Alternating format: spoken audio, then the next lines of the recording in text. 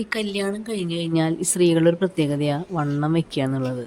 പിന്നെ ഡെലിവറി കഴിഞ്ഞാൽ പറയും വേണ്ട, അതിൻ്റെ ഒരു പീക്കിലെത്തവർ. കുട്ടികൾ തന്നെ ഭക്ഷണം കഴിക്കുന്ന ആ ഒരു ഏജ് ആവുന്നത് വരെ ഇത് തന്നെയായിരിക്കും അവസ്ഥ. കാരണം അവർക്ക് നമ്മൾ കൊടുക്കുമ്പോൾ ബാക്കി വരുമ്പോൾ നമ്മൾ കളയണ്ടേന്ന് വെച്ചിട്ട് നമ്മൾ കഴിക്കുമല്ലോ. അപ്പോൾ നമ്മുടെ വെയിറ്റ് ഇങ്ങനെ കൂടിക്കൊണ്ടിരിക്കും.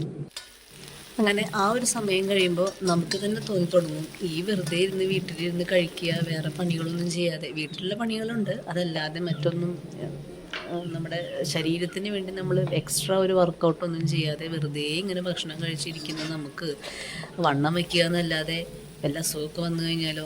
ഞാൻ അങ്ങനെ ചിന്തിച്ച് തുടങ്ങിയത് കൊണ്ടാണ് ഇപ്പോൾ ഒരു ഡയറ്റിലൊക്കെ പ്ലാൻ ചെയ്യാനായിട്ട് ശ്രമിച്ചു കേട്ടോ.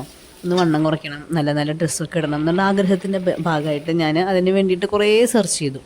അപ്പോൾ അതിൽ അഫോർഡബിളായിട്ടൊന്നും ഞാനങ്ങനെ കണ്ടില്ല. പിന്നെ എനിക്ക് തോന്നിയ ഒരു ഫുഡായിരുന്നു റാഗി. അത് ഞാൻ 2 നേരം, അതായത് രാവിലെയും വൈകിട്ടും കഴിച്ചു കേട്ടോ.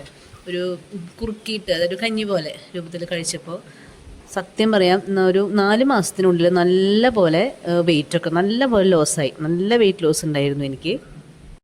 അപ്പം എൻ്റെ വെയിറ്റ് ലോസ് ജേണിക്ക് സഹായിച്ച ഒരു ഘടകമാണ് ഈ റാഗി. അപ്പോൾ ബാക്കിയുള്ള വിശേഷം അടുത്ത വീഡിയോയിൽ പറയാം കേട്ടോ.